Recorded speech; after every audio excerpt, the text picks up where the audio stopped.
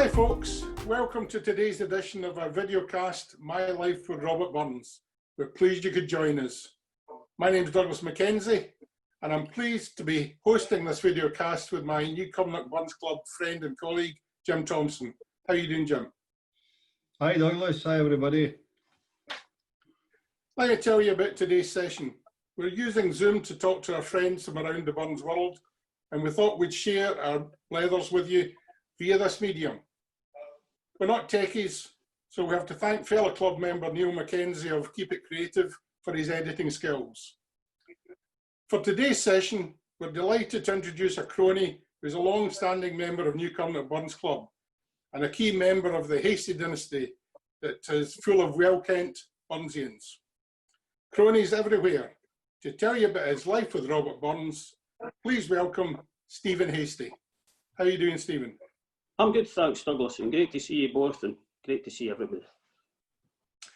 Just to get us started, Stephen, how about you tell us a little bit about yourself?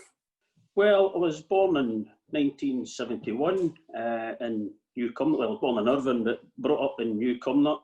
Went to school at Cairnhill Primary before going on to Cumnock Academy, where I left at the age of 16, just after I finished my hires, and I went into the family business as a plumber with my dad and my brother, and I worked there for 7 years, served my time, and then before I got married I decided on a career change and I went to the Scottish Prison Service, and I now work in Dufresne prison where I've been for nearly 25 years now. Moved down to Sanka, got married and a couple of kids, Lachlan and Rowan, married to Victoria, who I met at Cumnock Academy at the age of 12. Started good out when we were about 15, so been together a long time, and 24 years married next week. So childhood sweethearts? That's my kind of background. Yes, childhood sweethearts, Douglas, yep. Very good. And tell us a bit about your family, give them a bit of a name check. Rowan's my daughter. She's going to be 15 next month, and Lachlan's just turned 10. Rowan's at Sanka Academy just now, studying for her, well, O-levels and my money. National Fives, I think they call them nowadays. And Lachlan's just going into primary 6, hopefully after the summer, all being well, or he's getting homeschooled again.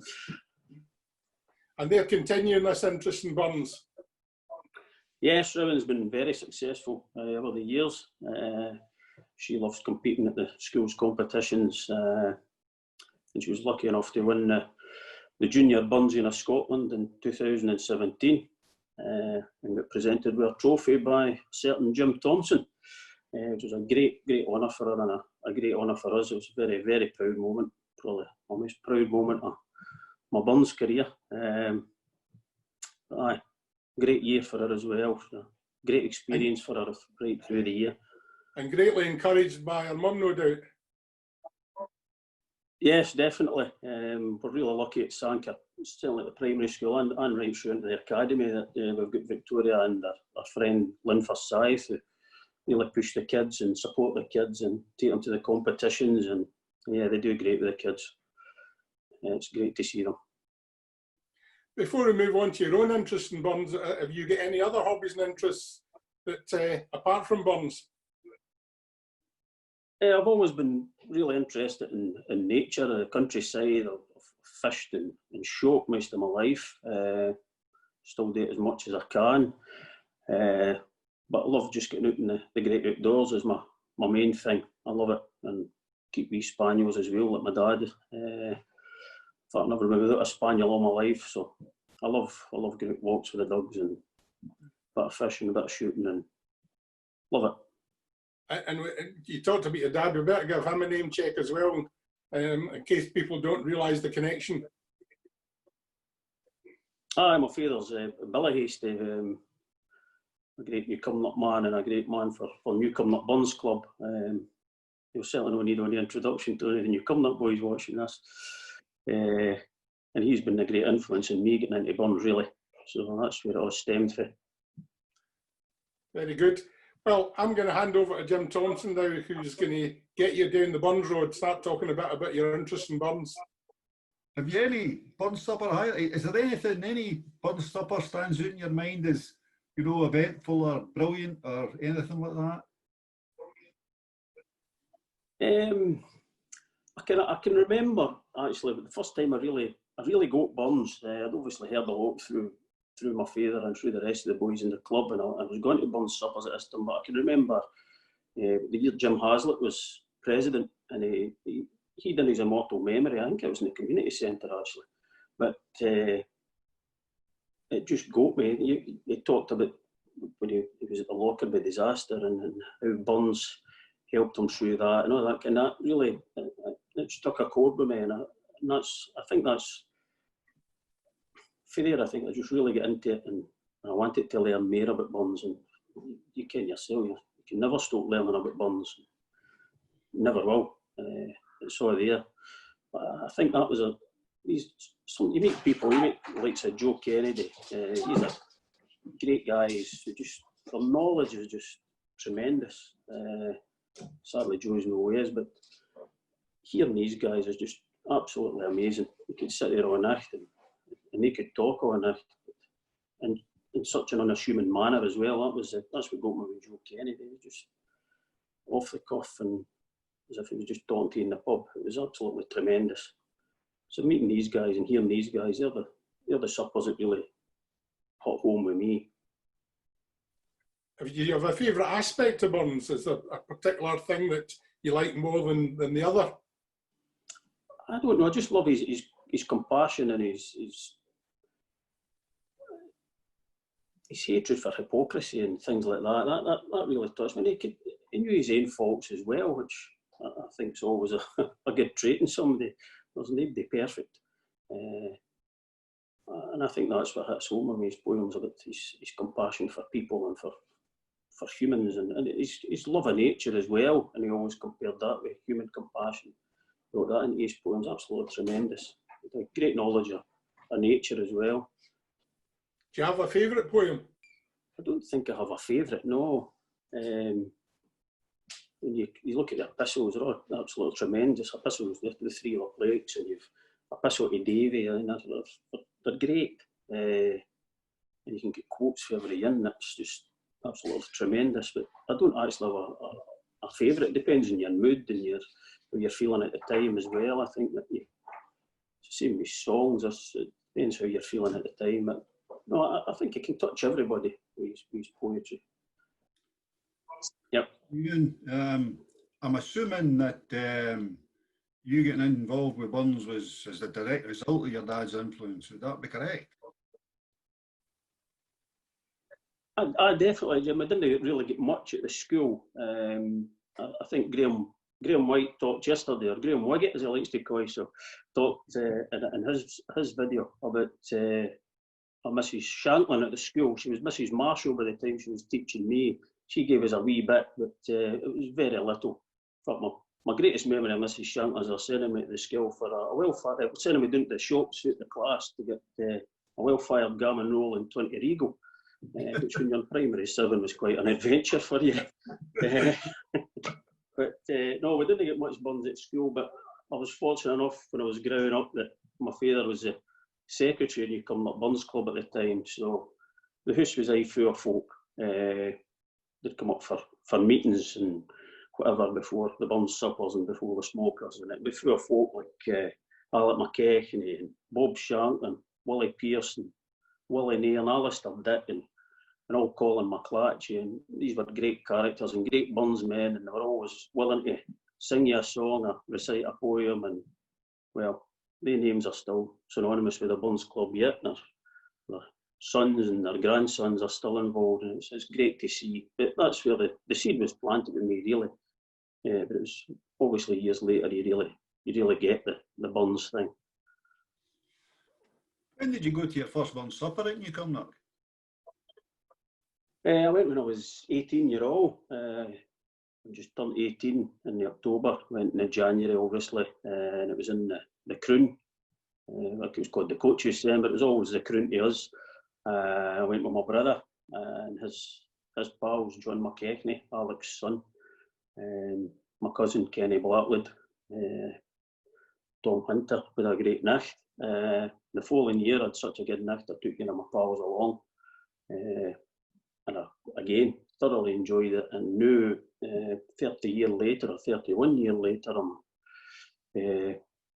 Woggle, but there's about 10 years, 12 years ago, we meet there every year. We went now for a number of years, I only missed you, and it's 31 years it'll be this year, so I love it, and obviously on the committee. And You served your time there right enough, but you're well known, not just in Newcombe, but basically throughout Ayrshire as quite an accomplished speaker. How did you start with that? I can remember how I got roped into speaking at my first Burns supper. I have a great pal down here called Jim Dempster, a local councillor, and he was at Newcombe at Burns supper, and he was speaking to my father, looking for somebody to speak at the Sanker Bowling Club Burns supper. And he says, what you should do? My father says, you should spear your Stevie, he'll do it for you. And get him the new when he's food. So Jim Dempster did, and I foolishly agreed to speak at this Burns supper. So I must have done a no bad job, because he asked me back. Either that or I thought I could do better, but that's where it started. And for there, I just keep getting asked. I think I'm cheap. I think that's why I get asked. But no, I enjoy it. I enjoy it. It doesn't come easy to me. It's no the easiest thing for me. I still get really nervous, but I've been fortunate enough to speak over. You've been talking about several poems there, and you mentioned Epistle to Davy, a brother poet. Is there a verse there that would you could maybe recite for us? Aye, it's no in titles nor in rank, it's no in wealth like London Bank to purchase peace and rest. It's no in making muckle mair, it's no in books, it's no in lear to make us truly blessed. If happiness hae no a seat and centre in the breast, he may be wise or rich or great, but never can be blessed. Nae treasures nor pleasures could make us happy lang. The heart's aye the part, aye, that makes us richt or wrong. And that for me just, it sums up Burns that it's what he felt. It didn't matter what you had in life or what you were, it's how you were as a human being and how you treated other folk was what was important. Wonderful. Okay. Thanks for that, Stephen. I mean, you've served your time at Newcombe in the committee, and you've done your role as president there as well. And obviously, you've been on some of the trips. Have you any favourites there? Everyone's tremendous, and the thing with the trips, I mean, we've visited some tremendous places, but again, it's a camaraderie among the boys. It's great. I think singing a song and a lay-by at the side of Loch Lomond and getting the strangest looks for everybody, and it's tremendous. Some of the work that goes into the organising committee is absolutely tremendous, and the other things that stick in your memory, though you're visiting some great historical places, it's that camaraderie with the boys. As I say, that day in the lay-by at Loch Lomond,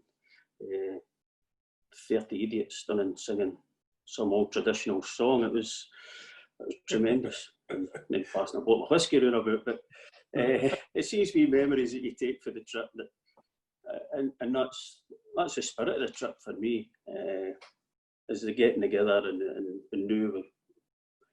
We'll have dinner together at night, and we'll have a night together. I think it's improved it even better. We used to kind of split up at night, but now we're all together, and that's what makes a weekend for me. It's just the banter with the boys is just tremendous. You've been mentioning various poems and works there. Is there anybody in Burns's life or works that you think particularly influenced him, or has maybe more in Burns than all the rest? I think his dad, I think, was probably the biggest influence on him. He ensured he'd get an education as a boy, hiring Murdoch to teach both him and Gilbert. But he instilled also his great humanity and his compassion for others, and a great religion. I think that you get in the Quarter Saturday night comes for the religion at home was what Burns really liked. A very religious man, but obviously had had his war with the church, but he was a very religious man, and it sums it up in his words that he wrote for his dad when his dad passed away: the pitying heart that felt for human woe, the dauntless heart that feared no human pride, the friend of man, to vice alone a foe, for even his failings leaned to virtue's side. I think that's very poignant words that he wrote for his dad in his passing. So I think he was a huge influence in Burns growing up and throughout his life. I think that influence carried on even after that. Stephen, Jim mentioned that you'd spent some time as president in Newcomen Burns Club, and if I remember rightly, you were very well respected as president and had a good presidential year. I hear you're standing for some other office, maybe in a different part of the country from Newcomen. Yes, I was fortunate enough to be president in Newcomen 2009 to 2010, which was obviously the 250th celebrations of Burns's birth. So it was quite an exciting year for the club. We had lots of stuff planned. Highlights were obviously publishing Chris Rowley's book, Burns in England, and with the big concert in Lochside for Billy Kay and Joke Thompson's Bairns, which causes a lot of heartache, and I think that started my grey hair coming on, but it came together really well, and it was a tremendous night. So I had a really, really good year as president. And when I moved into Sankar, I got involved in the Black Joanne Club down here, and I came onto the committee there. I'm now the secretary of the Black Joanne. So I represent them at the Dufresne Galloway Burns Association. I also get involved with the schools. I can help out at the schools competitions when I can, when I'm not supporting Rowan. And from that, just a couple of weeks ago, I was asked if I would like to be the junior vice president of the Dufresne Galloway Burns Association, which I was only too delighted today. I'd like to thank Jane Brown for the kind invitation to take the role on, for nominating me. It'll be a 6-year post. It's 2 years as junior, then 2 years as vice, and 2 years as president of the Dufresne Galloway Burns Association. So congratulations on that. That sounds like it's going to be a few years of hard work. It will be a few years of hard work, but I'm really looking forward to it. It'll be great to come down and get more involved in the Dumfriesshire side of the Burns world. I've been involved a wee bit, but to get really involved, I can know the Ayrshire stuff, and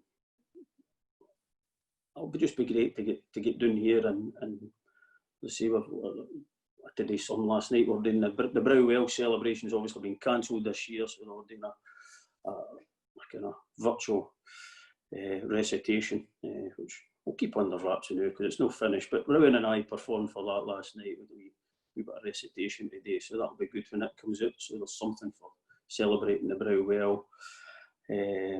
So yes, I'm looking forward to it. Get my teeth into it once everything's virtual as well just now. So once things return to normal, or the new normal as they say, we'll get our teeth into that, and really looking forward to the challenges that will bring, and the new friendships and meeting people. It'll be tremendous. Yeah, that's terrific.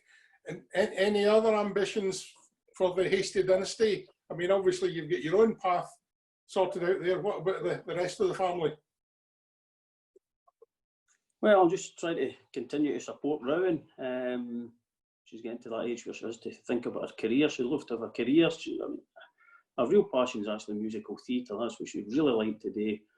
I will support her with that. But the Burns stuff really helped her. It's gave her a bit of confidence. It's opened some doors for her. It's been absolutely tremendous. I mean, here she was performed at the Scottish Parliament, the presiding officer's Burns supper. That was absolutely tremendous. The MSP down here, Oliver Mundell, was a great supporter of the schools as well.